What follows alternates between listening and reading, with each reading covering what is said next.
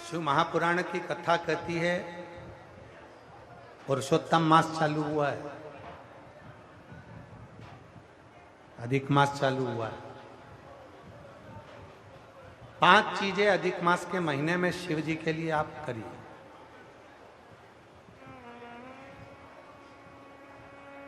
तीन वर्ष में एक बार अधिक मास आता है, पुरुषोत्तम मास आता है। हम पूरी कथा पुरुषोत्तम मास की भी आपको कथा के बीच में कहेंगे।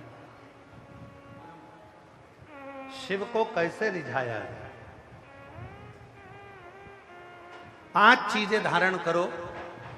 आज 17 मई से अधिक मास प्रारंभ हुआ है, जो 15 जून तक चलेगा। इस 15 जून तक के अधिक मास में 5 चीजें अपने अंदर धारण करना है। पहले नंबर का, शिव जी को 1 लोटा जल सुबह से लेकर शाम तक के बीच में कभी भी चढ़ाना जरूर है। दूसरा, शंकर जी के मंदिर में या बेलपत्री के नीचे या तुलसी के क्यारे के पास में एक दीपक अवश्य लगाएं। चाहे सुबह लगाएं, चाहे शाम को लगाएं, तुम्हारी मर्जी पड़े तब। दीपदान जरूर करो, जल जरूर चढ़ाओ। तीसरा, एक बेलपत्री को रख लें और उसी बेलपत्र को पहले दिन से लेकर 17 मई से लेकर अधिक मास के पहले दिन से लेकर अधिक मास के आखिरी दिन तक 15 जून तक एक ही बेलपत्र को एक कागज में या किताब में उसको रख लें। उसको रोज शिव जी को समर्पित करें। श्री शिवाय नमस्तुभ्यम बोलकर अपनी कामना करें। वापिस उठाकर उसको अपने किताब में रख लें। फिर कल वापिस समर्पित करें, फिर वापिस रख लें, फिर वापिस समर्पित करें। 1 महीना अधिक मास का, पुरुषोत्तम मास का, यदि एक ही बेलपत्र को सर्वत्र चढ़ाया जाए, उसी बेलपत्र को बारंबार समर्पित करा जाए और उस बेलपत्र को अधिक मास पूर्ण होने के बाद फिर उसको जो आप मालपुआ दान करते हैं, उस मालपुए के साथ अगर दान कर दें तो जिंदगी में कभी किसी के दरवाजे पर हाथ नहीं फैलाना पड़ेगा। भगवान इतनी बरकत आपको प्रदान करे, इतनी बरकत दे। एक बेलपत्र, वही बेलपत्र पहले दिन से चालू होती है। किसी भी शिवलिंग पर, चाहे पार्थिव पर चढ़ा लो, आप चाहें तो अपने, हम गुरुजी हम वहां पर नहीं है, हम कथा में रहते हैं, हम कथा सुनने जाते हैं, तो हम कहाँ चढ़ाएं? एक कंकर उठाओ, पार्थिव पे चढ़ाओ। पेड़ के नीचे पार्थिव बनाया, उसी पे चढ़ा के रख ली। फिर उसी को बेलपत्र को, उसी बेलपत्र को बारंबार पूरे अधिक मास के महीने में 1 महीने तक उसी बेलपत्र को चढ़ाना है, उसी को रखना है। फिर आखिरी दिन जो अधिक मास पूर्ण होगा, उस दिन उस बेलपत्र को मालपुए पे रखकर शिव जी को चढ़ाकर लेके आना पहले, फिर मालपुए पे रखना और उसको रखकर फिर भगवान उस मालपुए को तुम दान। मालपुआ दान नहीं कर सकते तो तुम बतासे दान कर दो, पर मीठे के साथ उस बेलपत्र को दान किया जाता। बतासा है, मिठाई है, कोई 33 कोई भी सामग्री 33 जो मीठी हो वो रखकर आप दे सकते। कभी किसी के दरवाजे पर कितनी भी मुसीबत आ जाए, कितना भी दुख आ जाए, कितनी भी तकलीफ आ जाए, कितना भी कष्ट आ जाए, कितना भी कष्ट आ जाए, आपको किसी के आगे हाथ नहीं फैलाना पड़ेंगे। लक्ष्मी की व्यवस्था स्वयं मेरा कुबेरेश्वर महादेव, मेरा महाकाल राजा, मेरा विश्वनाथ स्वयं एक बेल पर वही चलना। 5 चीजें करना है आपको।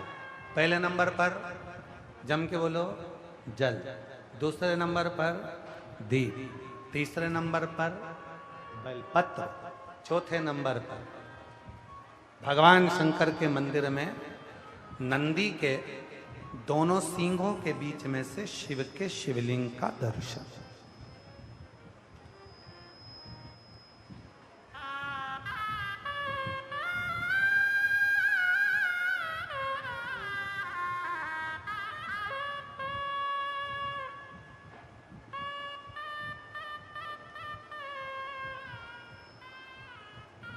नंदी के जो सींग है, उन सींग के मध्य में से भगवान शंकर का दर्शन। क्यों? किस लिए? अगर पुरुषोत्तम मास में, अधिक मास में हम नंदी के दोनों सींगों के बीच में से शंकर के शिवलिंग का दर्शन कर लेते हैं, तो अपने अंतिम सांस तक शरीर के अंदर कोई बड़ी बीमारी कभी नहीं आती, कोई गंभीर बीमारी कभी नहीं, क्योंकि ज्येष्ठा का अधिक आया है। ज्येष्ठा का जो अधिक होता है, उसमें अगर सींग, दोनों सींगों के बीच में से शिव के शिवलिंग का दर्शन करिए, शरीर में कभी कोई बड़ी बीमारी, ऐसी बीमारी नहीं आएगी जिसका इलाज है ही नहीं।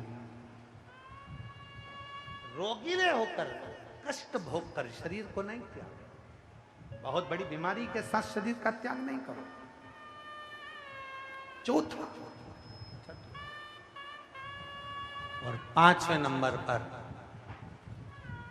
भगवान शिव के मंदिर में, भगवान शंकर के मंदिर में या शिव कथा में या जहां हो वहां प्रदोष काल में, प्रदोष का समय, सूर्य डूबने का समय जब हो, उस समय पर 5 बार 7 बार या तो पंचाक्षर मंत्र नमः शिवाय, या षडाक्षर मंत्र ओम नमः शिवाय, या श्री शिवाय नमस्तुभ्यम का जप। 5 बहुत, ये 5 अधिक मास में शंकर की 5 चीजें धारण कर लो। उसमें सबसे ज्यादा जरूरी जो है जल, दीप, बेलपत्र वही चढ़ाना, वही लेकर आना। कभी कभी हाँ, यदि घर के बच्चे ज्यादा बीमार रह रहे हैं, उनको सांस की प्रॉब्लम हो रही है, सर्दी खत्म नहीं हो रही, निमोनिया हो रहा है, बार बार उनको कफ जम रहा है, तकलीफ हो रही है, तो पीपल का छोटे से छोटा पत्ता लीजिए और एक बेलपत्री का पत्ता लेकर दोनों पत्र को अधिक मास की 7वीं के दिन शिव जी को समर्पित कर दिए। पिपलेश्वर महादेव का नाम लेकर उसको समर्पित करिए। उन दोनों को उठाकर लेकर आ जाओ। उन दोनों को जहां बच्चा रहता है उस घर में किसी भी स्थान पर उसको रख दीजिए। उसकी जो कफ जमना है, जो निमोनिया है, वो धीरे धीरे समाप्त होना प्रारंभ हो जाता है। 7वीं तिथि अधिक मास, इसके सिवाय नहीं होगा। वो अधिक मास के सिवा वो हो ही नहीं सकता, केवल अधिक मास। अधिक मास की 7वीं तिथि को पीपल का पत्ता, छोटा ही बेलपत्र का पत्ता समर्पित किया। नाम लेना है पिपलेश्वर महादेव। क्या नाम है? जम के बोलिए जरा, पिपलेश्वर महादेव। हमने पहले भी कथा में कहा, एक है कुंदकेश्वर महादेव, जो दवाई नहीं लगती, कुंदकेश्वर का नाम का स्मरण करो। कफ, शरीर में निमोनिया, सर्दी, इसको समाप्त करने के लिए पिपलेश्वर। अधिक मास में क्या दान करते हैं? अधिक मास में किस चीज का दान किया जाता है? मालपुए का दान करते हैं। अरे बोलो तो जम के, कितने मालपुए करते हैं? 33 33 मालपुओं का दान होता है। 30 मालपुए तो 30 दिन के हो गए, और 3 जो मालपुए होते हैं उसके ऊपर जो 33वें 3 मालपुए जो होते हैं, वो एक मालपुआ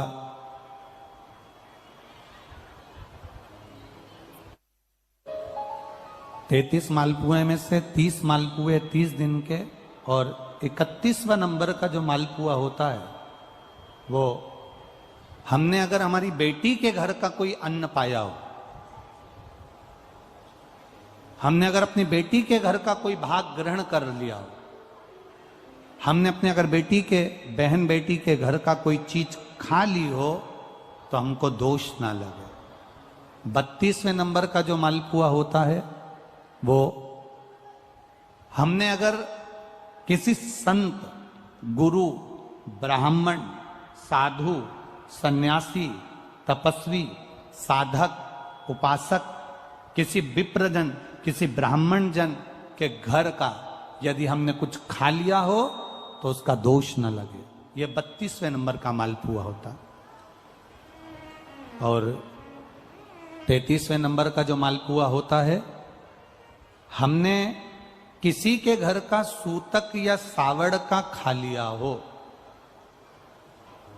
सूतक सावड़ से मतलब है किसी के यहां कोई समाप्त हो गया, कोई शांत हो गया, आपको स्मरण में नहीं है, मालूम नहीं है, और आपने उसके घर का पानी पी लिया, उसके घर का भोजन ग्रहण कर लिया या उसके घर का कुछ खा लिया।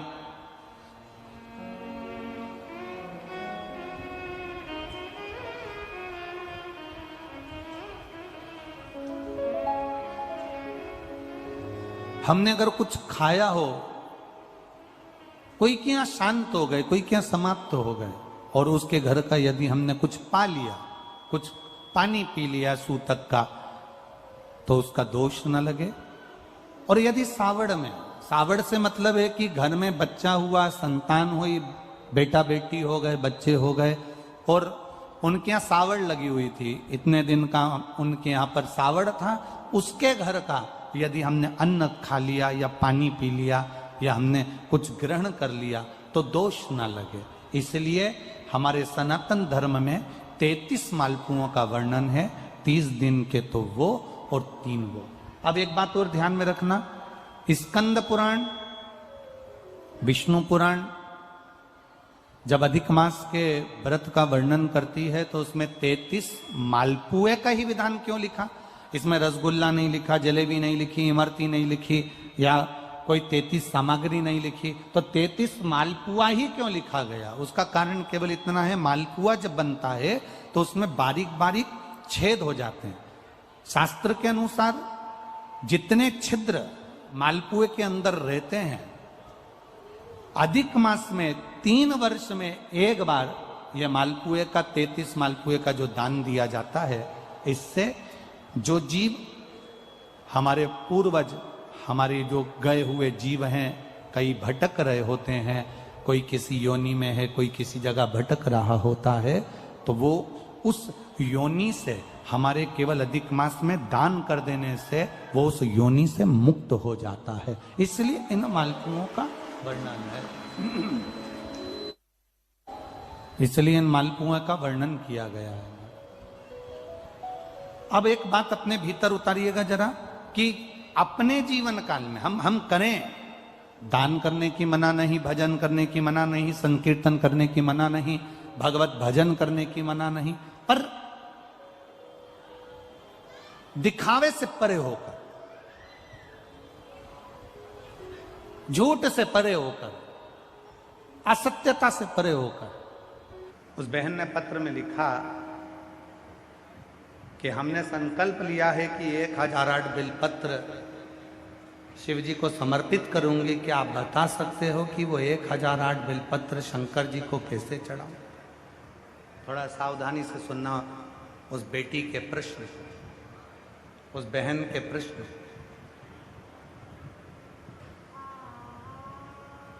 मेरी उस जीजी के प्रश्न, क्या आप बता सकते हैं कि वो 1008 बेलपत्र मुझे शिव जी को चढ़ाना है तो मैं कैसे चढ़ाऊं? अगर वो बहन जो अग्रसेन भवन में पत्र दी थी, अगर वो बैठी हो तो खड़ी हो सकती है, और अगर नहीं आई हो तो टीवी के माध्यम से भी सुन सकती है। कि वो पत्र में लिखा कि मैं 1008 बेलपत्र शिव जी को चढ़ाना चाहती हूं, उसको कैसे चढ़ाऊं? तो आपसे निवेदन है, शिव महापुराण की कथा कहती है, अगर 1008 बेलपत्र आप शिव जी को चढ़ाना चाहते हो तो पहले 1008 बेलपत्री के पेड़ लगाओ, तब जाकर 1008 बेलपत्र शिव जी को चढ़ाओ।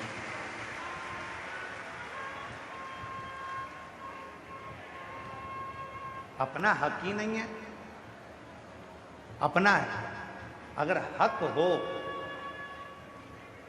महाराज, अपना यदि हक हो, जिस पेड़ को हमने लगाया उस पेड़ की बेलपत्र का हक हमारा। जिस वृक्ष को हमने लगाया उस वृक्ष के फल का हक हमारा, जिस पौधे को लगाया उस पौधे के फूल पर हक हमारा। बेलपत्री के वृक्ष को लगाया है, 1008 बेलपत्र यदि आप शिव जी को समर्पित कर रहे तो 1008 बेलपत्र के वृक्ष लगाने की जवाबदारी भी आपकी। हो सकता है आपको हमारी बात का बुरा लग जाए, हो सकता है हमारी बात का आपको बुरा लग जाए, पर जिस पौधे को लगाया उस पौधे के फूल पर हक अपना होता है, जिस वृक्ष को लगाया उस वृक्ष के फल पर हक अपना होता है, और जिस बेलपत्र के वृक्ष को लगाया उस बेलपत्र के वृक्ष की पत्तियों पर भी हक अपना होता है।